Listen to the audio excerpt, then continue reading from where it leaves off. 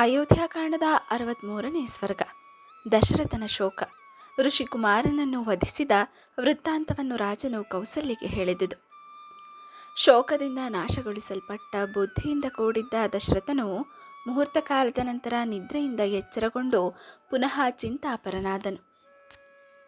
ರಾಹು ಸಂಬಂಧಿಯಾದ ನೆರಳು ಸೂರ್ಯನನ್ನು ಆವರಿಸುವಂತೆ ರಾಮ ಲಕ್ಷ್ಮಣರನ್ನು ಕಾಡಿಗೆ ಕಳುಹಿಸಿದುದರಿಂದ ಉಂಟಾದ ಶೋಕವೆಂಬ ಮಹಾಪ್ರದವವು ಇಂದ್ರ ಸದೃಶನಾದ ದಶರಥನನ್ನು ಆವರಿಸಿತು.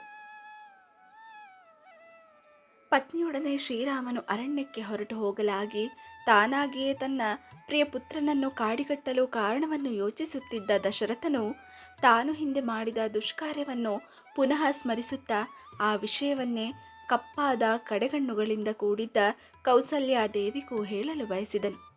ಶ್ರೀರಾಮನು ಅರಣ್ಯಕ್ಕೆ ಹೊರಟು ಹೋದ 6ನೆಯ ದಿನದ ಅರ್ಧರಾತ್ರಿಯ ಸಮಯದಲ್ಲಿ ರಾಜನು ತನ್ನ ಹಿಂದಿನ ದುಷ್ಕಾರ್ಯವನ್ನು ಸ್ಮರಿಸಿಕೊಳ್ಳುತ್ತಿದ್ದನು. ಪುತ್ರ ವಿಯೋಗ ಶೋಕದಿಂದ ಆರ್ತನಾಗಿದ್ದ ಅವನು ತಾನು ಹಿಂದೆ ಮಾಡಿದ ದುಷ್ಕಾರ್ಯವನ್ನು ಸ್ಮರಿಸಿ ಆ ವಿಷಯವನ್ನೇ ಪುತ್ರ ಶೋಕದಿಂದ ಪೀಡಿತಳಾಗಿದ್ದ ಕೌಸಲ್ಯಗೂ ಹೇಳತೊಡಗಿದನು. ಮಂಗಳಾಂಗಿಯೇ, ಪ್ರಪಂಚದಲ್ಲಿ ಮನುಷ್ಯನು ಶುಭವಾದ ಕಾರ್ಯವನ್ನೇ ಮಾಡಿರಲಿ, ಅಶುಭವಾದ ಕಾರ್ಯವನ್ನೇ ಮಾಡಿರಲಿ, ಆಯಾ ಕಾರ್ಯಕ್ಕೆ ತಕ್ಕುದಾದ ಫಲವನ್ನೇ ಪಡೆದುಕೊಳ್ಳುತ್ತಾನೆ. ಶುಭ ಕಾರ್ಯವನ್ನು ಮಾಡಿದ್ದರೆ ಶುಭ ಫಲವನ್ನೇ ಪಡೆಯುತ್ತಾನೆ, ಕೆಟ್ಟದಾದ ಕಾರ್ಯವನ್ನು ಮಾಡಿದ್ದರೆ ಕೆಟ್ಟ ಫಲವನ್ನೇ ಪಡೆಯುತ್ತಾನೆ. ಐಹಿಕ ಫಲಪ್ರಾಪ್ತಿಗಾಗಿ ಅಥವಾ ಪರಲೌಕಿಕ ಫಲಪ್ರಾಪ್ತಿಗಾಗಿ ಕಾರ್ಯ ಮಾಡುವಾಗ ಅದರ ತಾತ್ಕಾಲಿಕವಾದ ಫಲವೇನೆಂಬುದನ್ನು ವಿವೇಚಿಸಿ ಮಾಡಬೇಕು.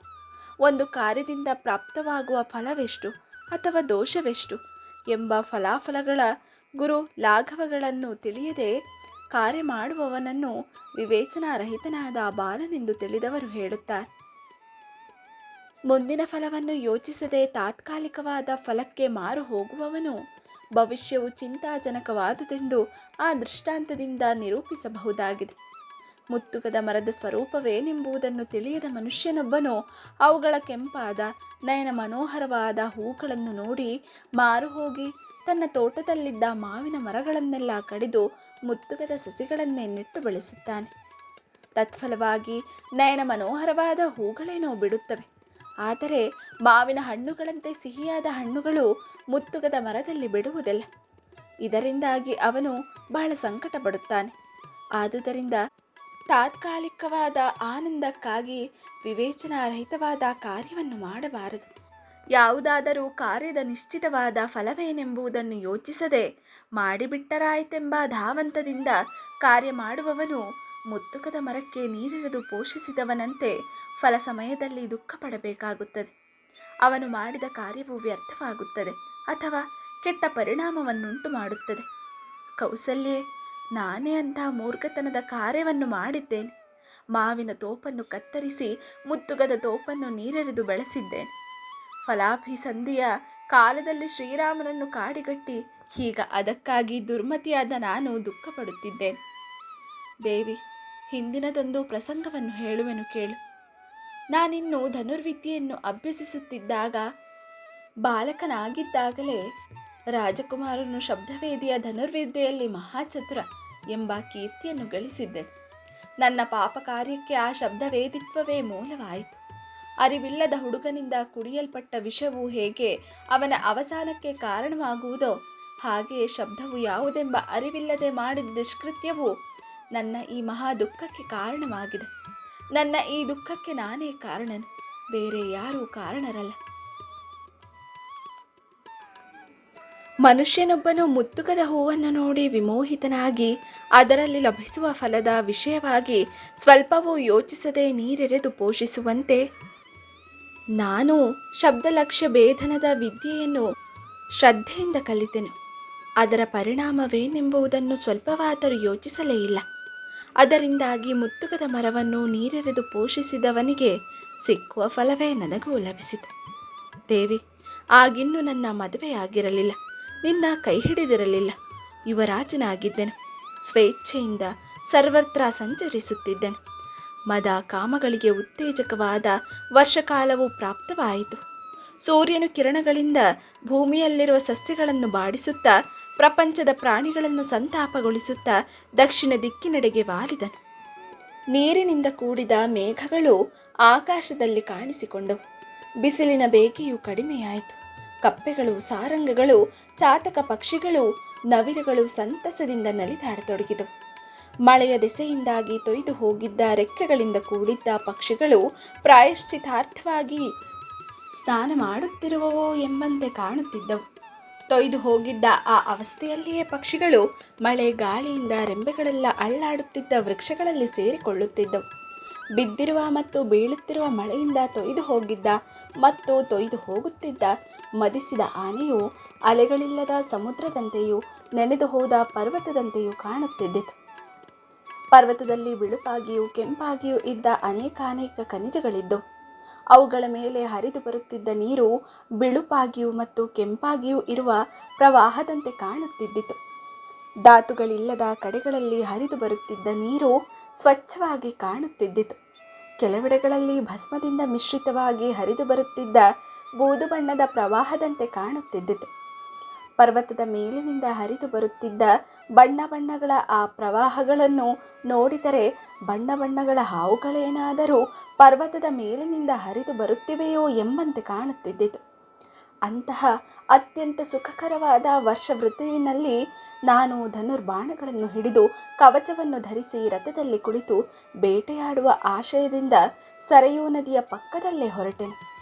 ಆ ಸಮಯದಲ್ಲಿ ನನ್ನ ಮನಸ್ಸು ಜಿತವಾಗಿರಲಿಲ್ಲ, ಬೇಟೆಯಲ್ಲಿಯೇ ಆಸಕ್ತವಾಗಿದ್ದಿತು. ರಾತ್ರಿಯ ವೇಳೆಯಲ್ಲಿ ನದಿಯ ತೀರಕ್ಕೆ ನೀರು ಕುಡಿಯಲು ಬರುವ ಕಾಡೆಮ್ಮೆಯನ್ನಾಗಲಿ, ಆನೆಯನ್ನಾಗಲಿ, ಸಿಂಹವನ್ನಾಗಲಿ, ಬೇರೆ ಯಾವ ಪ್ರಾಣಿಯನ್ನೇ ಆಗಲಿ ಶಬ್ದದಿಂದಲೇ ಗುರುತಿಸಿ ಬೇಟೆಯಾಡುವ ಆಶಯವು ನನಗಿದ್ದಿತು. ಪೊದೆಯೊಂದರಲ್ಲಿ ಧನುಷ್ಪಾಣಿಯಾಗಿ ಕುಳಿತಿದ್ದೆನು. ಸುತ್ತಲೂ ಕತ್ತಲೆಯು ಆವರಿಸಿದ್ದಿತು. ಸರಯೂ ನದಿಯ ಸೋಪಾನದಲ್ಲಿ ಬಿಂದಿಗೆಯನ್ನು ನೀರಿನಿಂದ ತುಂಬುತ್ತಿರುವಂತೆ ಶಬ್ದವು ಕೇಳಿಸಿತು. ಆದರೆ ಅದು ಕಣ್ಣಿಗೆ ಕಾಣಿಸುತ್ತಿರಲಿಲ್ಲ.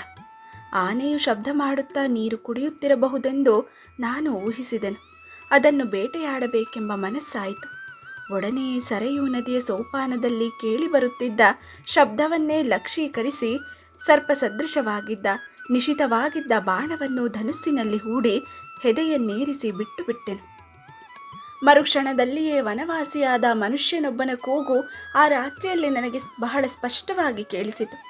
ಶಬ್ದವನ್ನು ಲಕ್ಷೀಕರಿಸಿ ನಾನು ಬಾಣವನ್ನು ಬಿಟ್ಟೊಡನೆಯೇ ಅತ್ತ ಕಡೆಯಿಂದ ನೀರಿನಲ್ಲಿ ಬೀಳುತ್ತಿದ್ದ ಮನುಷ್ಯನೊಬ್ಬನ ಆರ್ತ ಧ್ವನಿಯು ಕೇಳಿ ಬಂದಿತು. ಬಾಣದ ಪ್ರಹಾರದಿಂದಾಗಿ ಮರ್ಮಸ್ಥಳದಲ್ಲಿ ಗಾಯಗೊಂಡಿದ್ದ ಆ ಮನುಷ್ಯನು ನೀರಿನಲ್ಲಿ ಬೀಳುತ್ತಾ ಅಯ್ಯೋ ಎಂದು ಕಿರಿಚಿಕೊಂಡನು. ನನ್ನಂಥ ತಪಸ್ವಿಯ ಮೇಲೆ ಬಾಣ ಪ್ರಯೋಗವು ಹೇಗೆ ಸಂಭವಿಸಿತು? ಜನರಹಿತವಾಗಿದ್ದ ಈ ನದಿಯ ತೀರದಲ್ಲಿ ರಾತ್ರಿಯಲ್ಲಿ ನೀರನ್ನು ಕೊಂಡೊಯ್ಯಲು ನಾನು ಬಂದಿದ್ದೆನು. ನನ್ನನ್ನು ಬಾಣದಿಂದ ಪ್ರಹರಿಸಿದವನಾರು?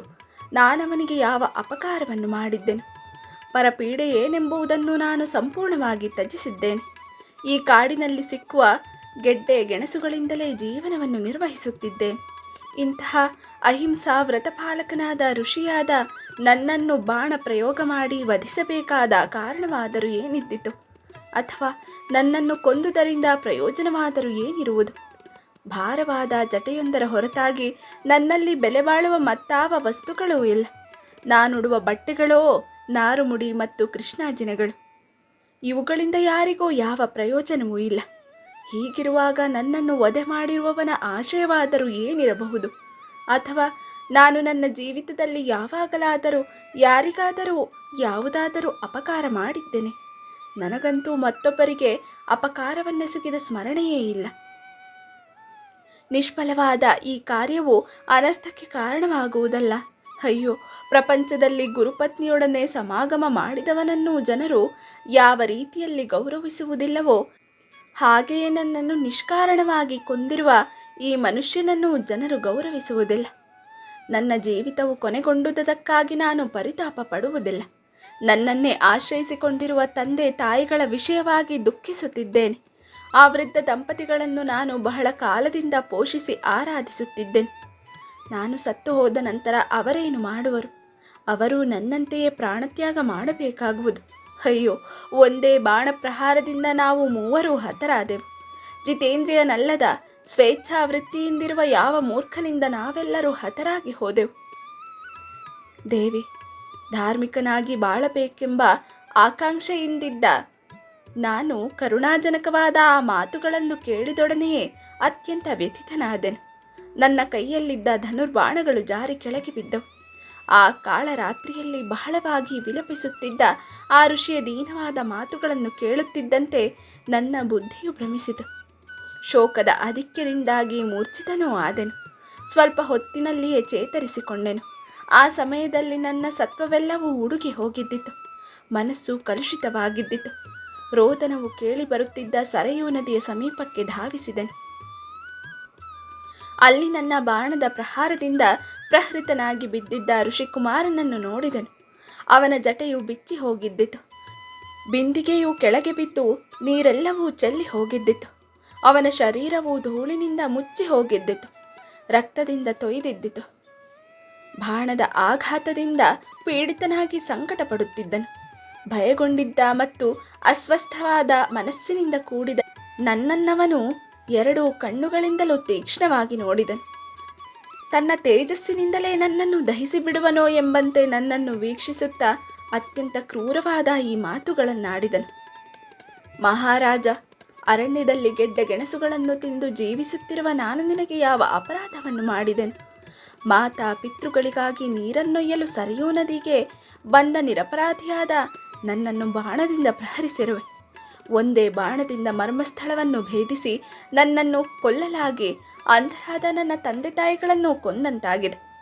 ಆ ನನ್ನ ವೃದ್ಧ ತಂದೆ ತಾಯಿಗಳು ದುರ್ಬಲರಾಗಿದ್ದಾರೆ, ಕುರುಡರಾಗಿದ್ದಾರೆ. ಬಾಯಾರಿಕೆಯಿಂದ ಬಳಲಿ ನೀರಿಗಾಗಿ ನನ್ನನ್ನು ಪ್ರತೀಕ್ಷಿಸುತ್ತಿದ್ದಾರೆ. ಬಹಳ ಹೊತ್ತಿನಿಂದ ನೀರಿಗಾಗಿ ಪರಿತಪಿಸುತ್ತಿರುವ ಅವರು ತಡೆದುಕೊಳ್ಳಲು ಅತಿ ಕಷ್ಟವಾದ ಬಾಯಾರಿಕೆಯನ್ನು ಹೇಗೆ ತಾನೇ ತಡೆದುಕೊಳ್ಳುವರು? ನಾನು ಮಾಡಿರುವ ತಪಸ್ಸಿನ ಫಲವಾಗಲಿ, ನಾನು ಕೇಳಿರುವ ಸತ್ಕಥಾಶ್ರವಣದ ಪುಣ್ಯವಾಗಲಿ ನನಗೆ ಇಲ್ಲವೆಂದೇ ತೋರುತ್ತದೆ. ಏಕೆಂದರೆ ನಾನಿಲ್ಲಿ ಭೂಮಿಯ ಮೇಲೆ ಬಿದ್ದಿರುವುದನ್ನು ನನ್ನ ತಂದೆಯು ತಿಳಿಯಲಾರನು. ಒಂದು ವೇಳೆ ನಾನಿಲ್ಲಿ ಬಿದ್ದಿರುವುದನ್ನು ತಿಳಿದರೂ ಕುರುಡನಾದ, ತಿರುಗಾಡಲು ಅಶಕ್ತನಾದ ಅವನೇನು ತಾನೇ ಮಾಡುವನು? ಗಾಳಿಯ ಆಘಾತದಿಂದ ಮರವು ಕೆಳಗೆ ಬೀಳುತ್ತಿರುವಾಗ ಪಕ್ಕದಲ್ಲಿಯೇ ಇರುವ ಮತ್ತೊಂದು ಮರವು ಅದನ್ನು ತಡೆಹಿಡಿದು ನಿಲ್ಲಿಸುವ ಸಾಧ್ಯತೆ ಇಲ್ಲ. ಆದುದರಿಂದ ನಾನಿಲ್ಲಿ ಬಿದ್ದಿರುವ ಸಂಗತಿಯು ನನ್ನ ತಂದೆಗೆ ತಿಳಿದರೂ ರೋದನ ಮಾಡುವುದೊಂದರ ಹೊರತಾಗಿ ಮತ್ತೇನು ಮಾಡಲು ಸಾಧ್ಯವಿಲ್ಲ. ಆದ್ದರಿಂದ ಮಹಾರಾಜ, ನೀನೇ ನನ್ನ ತಂದೆಯ ಬಳಿಗೆ ಬೇಗ ಹೋಗಿ ಈ ವಿಷಯವನ್ನು ಹೇಳು. ಹಾಗೇನಾದರೂ ನೀನು ಅವರ ಬಳಿಗೆ ಹೋಗಿ ಈ ವಿಷಯವನ್ನು ಹೇಳದಿದ್ದರೆ ಧಗಧಗನೆ ಉರಿಯುತ್ತಿರುವ ಕಾಡುಗಿಚ್ಚು ಅರಣ್ಯವನ್ನೇ ಸುಟ್ಟು ಬಿಡುವಂತೆ ಕೋಪಾಗ್ನಿಯಿಂದ ನನ್ನ ತಂದೆಯು ನಿನ್ನನ್ನು ಸುಟ್ಟು ಬಿಡಬಹುದು.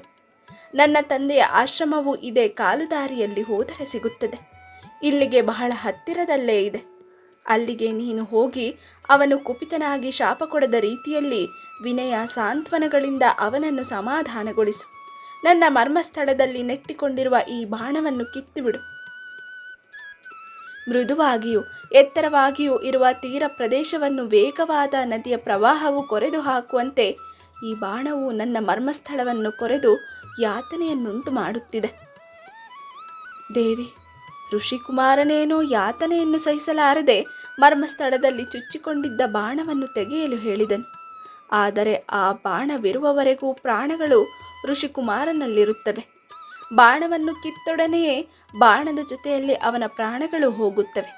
ಇದರಿಂದ ಬಾಣವನ್ನು ಹೊರತೆಗೆಯುವ ವಿಷಯದಲ್ಲಿ ನನಗೆ ಚಿಂತೆಯುಂಟಾಯಿತು.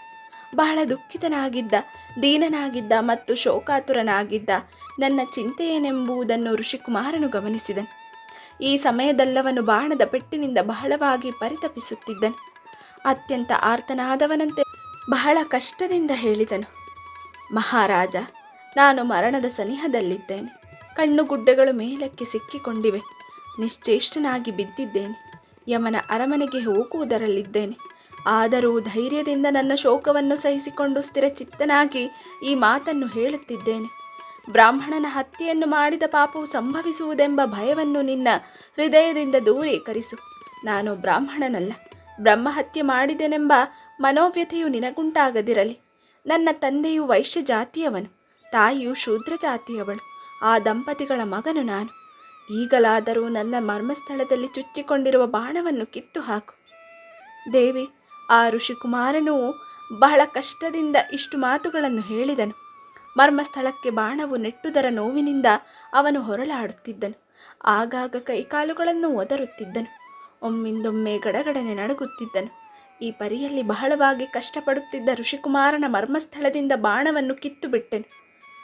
ತಪೋಧನನಾದ ಋಷಿಕುಮಾರನು ನನ್ನನ್ನೊಮ್ಮೆ ದಿಟ್ಟಿಸಿ ನೋಡಿ ಅಸುನೀಗಿದನು. ಇಷ್ಟು ಹೇಳಿ ದಶರಥನೊಮ್ಮೆ ನಿಟ್ಟುಸಿರು ಬಿಟ್ಟನು. ತಾನು ಮೊದಲ ಬಾರಿಗೆ ಋಷಿಕುಮಾರನನ್ನು ನೋಡಿದ ಚಿತ್ರವನ್ನೇ ಪುನಃ ಸ್ಮರಿಸಿಕೊಂಡು ಕೌಸಲ್ಯಕ್ಕೆ ಹೇಳಿದನು. ಭದ್ರೆ, ನೀರಿನಿಂದ ತೊಯ್ದು ಹೋದ ಶರೀರದಿಂದ ಕೂಡಿದ್ದ ಮರ್ಮಸ್ಥಳದಲ್ಲಿ ನೆಟ್ಟುಕೊಂಡಿದ್ದ ಬಾಣದಿಂದ ಬಹಳವಾಗಿ ಸಂಕಟ ಪಡುತ್ತಿದ್ದ, ಬಾರಿ ಬಾರಿಗೂ ದೀರ್ಘವಾಗಿ ನಿಟ್ಟುಸಿರು ಬಿಡುತ್ತಿದ್ದ, ಸರಯೂ ನದಿಯ ಸೋಪಾನದಲ್ಲಿ ಬಿದ್ದಿದ್ದ ಆ ಋಷಿಕುಮಾರನನ್ನು ಕಂಡು ನಾನು ಬಹಳ ವಿಷಣ್ಣನಾದೆನು. ಅದೇ ಇಂದಿನ ನನ್ನ ದುಸ್ಥಿತಿಗೆ ಮೂಲ ಕಾರಣವಾಗಿದೆ. ಇಲ್ಲಿಗೆ 63ನೇ ಸರ್ಗವು ಮುಗಿಯಿತು.